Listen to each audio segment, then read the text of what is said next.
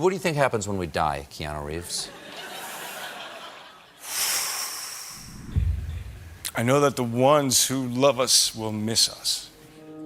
If you're a lover, you gotta be a fighter. Because if you don't fight for your love, what kind of love do you have? I'm a pretty simple guy.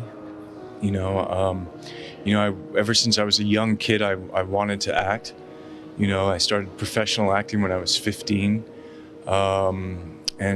I've been really lucky to have the chance to have a career. And I don't know, I just have always tried to keep it simple. I think it's just in my nature.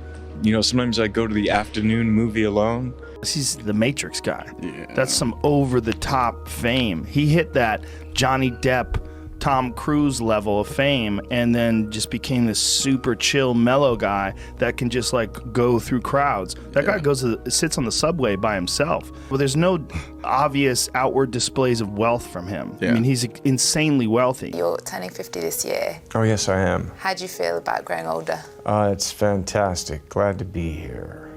You're not worried about aging or? Of course, yeah. Aging means death. Yeah, I'm totally freaked out.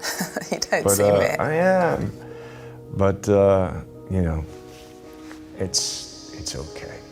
Life is amazing. Life can be amazing. Take me back to Beirut, September 1964. You're born, and right, Beirut, Lebanon, yeah, the Paris of the Middle East. My mother and father were like 21, 22. My father was there. He had gotten, I actually don't really know his story, but anyway, so they met, they fell in love, then I had a baby. That was me. Then they split up. We went to New York. And then I ended up in Toronto. There were a series of things that happened in Canada before you came to LA, right? Like you did a little theater and you did a little television. I was really self-motivated, so I was taking classes. I really enjoyed the Shakespeare in high school, so I got involved with a Jewish community center that had a drama program run by the remarkable Rose Dubin. And I ended up playing Mercutio in a production of Romeo and Juliet. Yeah. One of the other actors had an agent. They asked if I had any representation. I said no. And so that's really where the professional thing started. When you start out, you just, especially whenever you start out in something, you have hopes and you have dreams.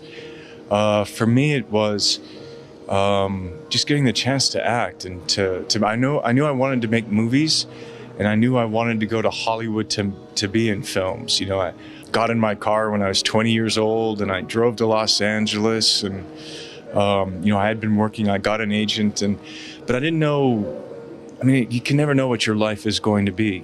And so I don't know, again, I just kind of feel grateful to be here. My career, I've had a lot of people disagree with me. But I'm okay with that.